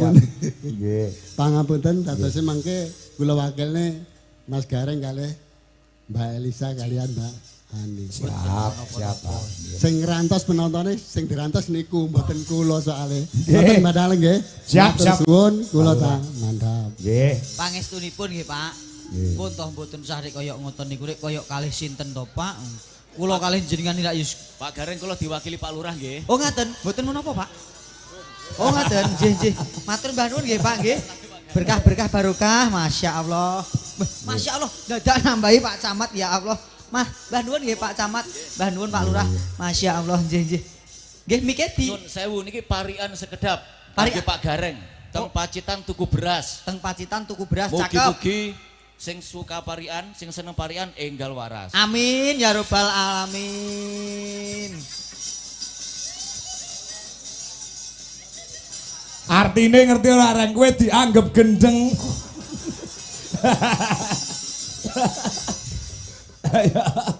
Ayo, kerasa ora? Tuku tomat karo timun, Pak Camat matur nuwun. Nggih, niki bebingah saking Pak Lurah kalian Pak Camat matur sembah nuwun. Nggih, Masya Allah luar biasa. Ya diselingi iki no. Siap. Si Mayang Tato ki mau. Nggih, Pak mundutanipun napa niki wau? Sasi Deman. Oh iya, siap. Ayo Mayang Tato, celukane Mayang Tato saiki. Ayo. Mayang Tato. Wis ganti neh to. Ya, jenenge kok gonta-ganti to. Anu karo men anu ganti kancani karo anu sapa jenenge kuwi Okva.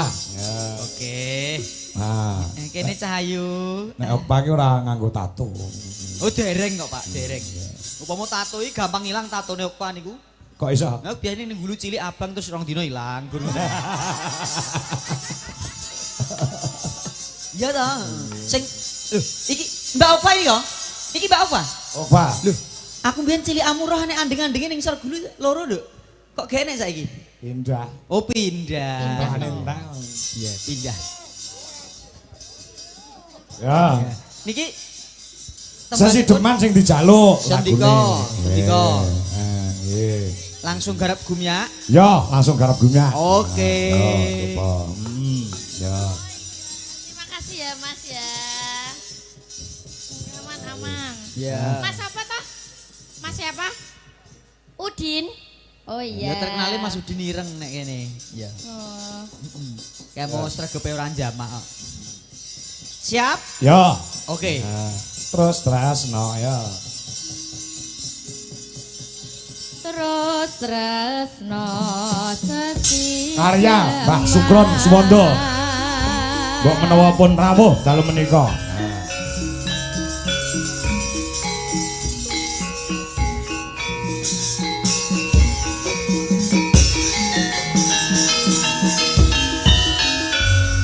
Yo.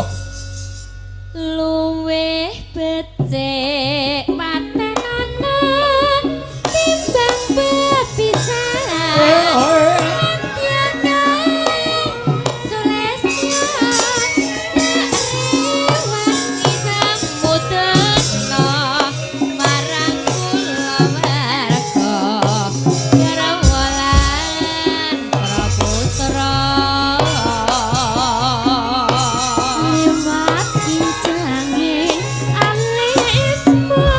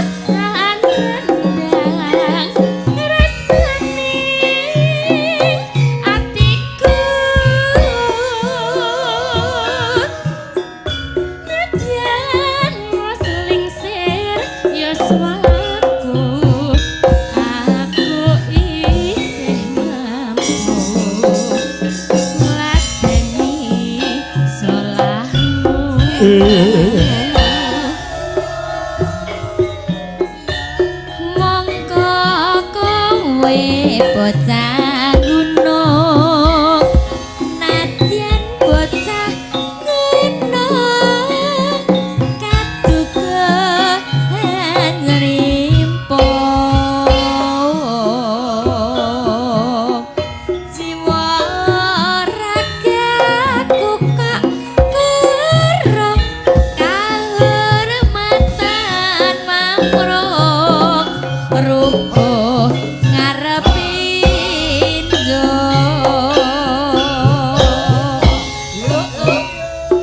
urip ana kutha gedhe kuwi tak tukoke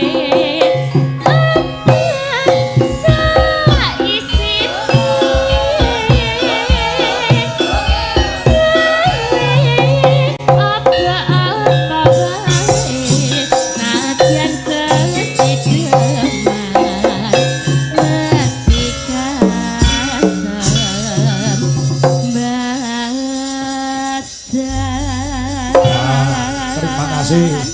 Nah, Matur nuwun. Mas Gareng. Dawuh, dawuh. Anu, wingi beberapa hari nan Mas Ardi ki ora mangkat. Oh ngaten.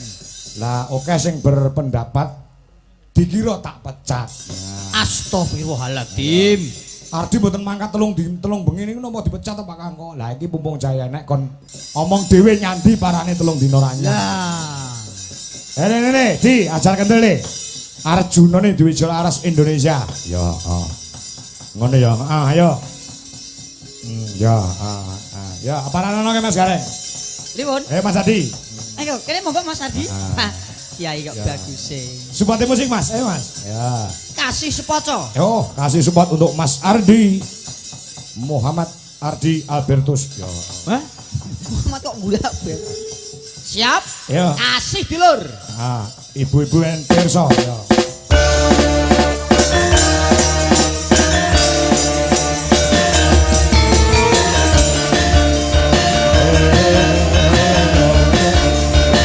Di, ajar kendel, ajar kendel.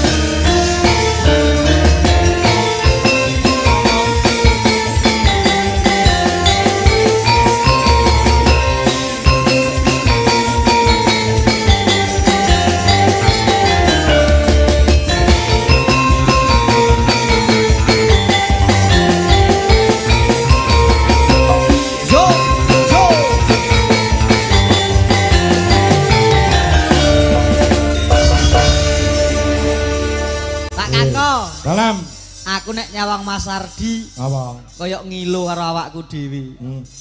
Ngilo. Maksudnya gantengnya padha ngono. Padha plek. Ya ya. Nggih. Lho, gini Anda. Heeh.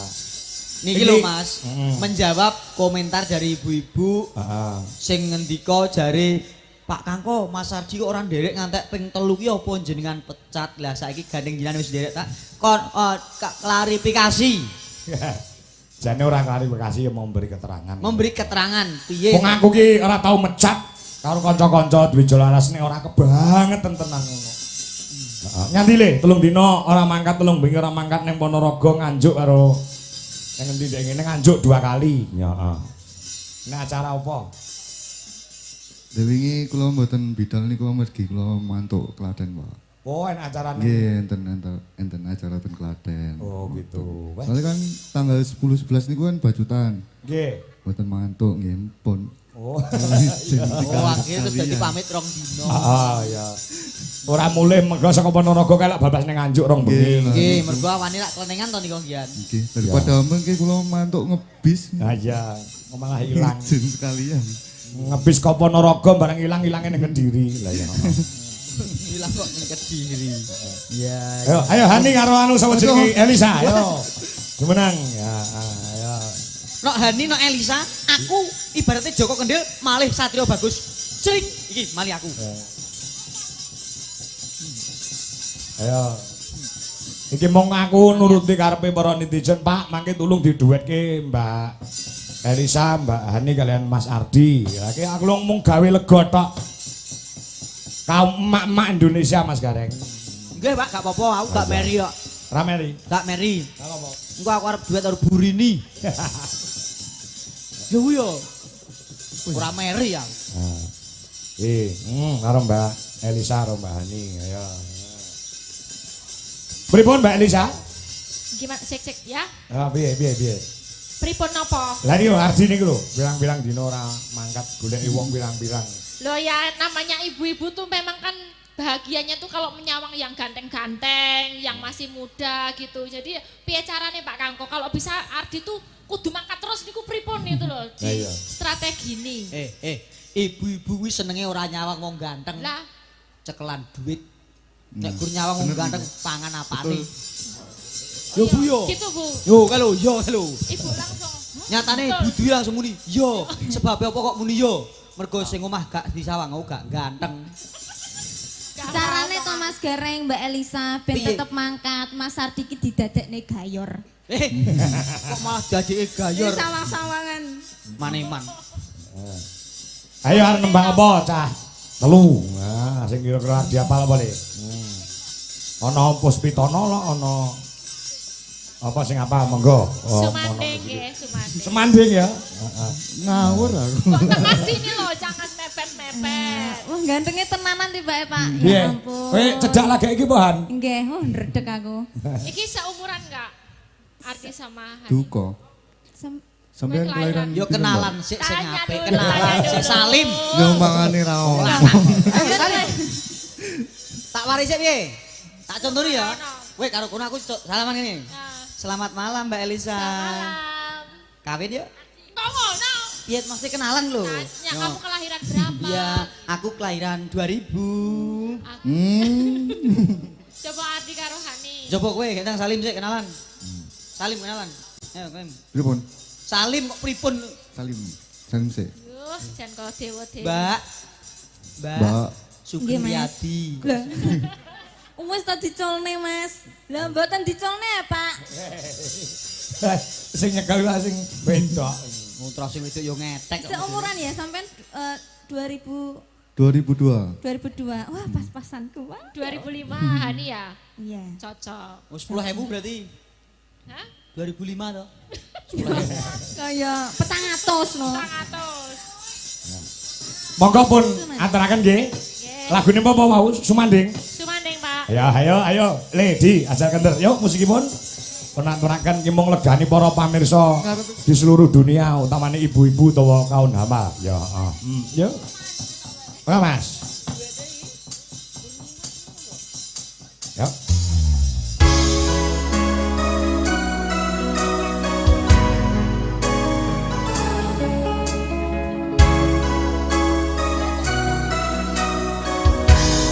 Masih bersama Gejolak Raja Indonesia.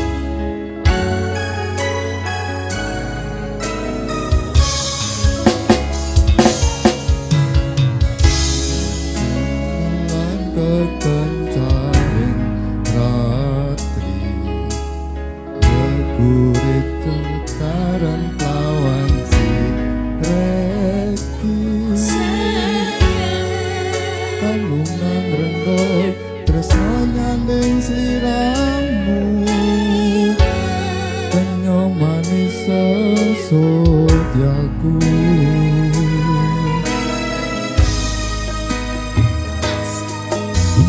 Loro lopatan sanggandeng lan siro Lelo wono coba rajang kota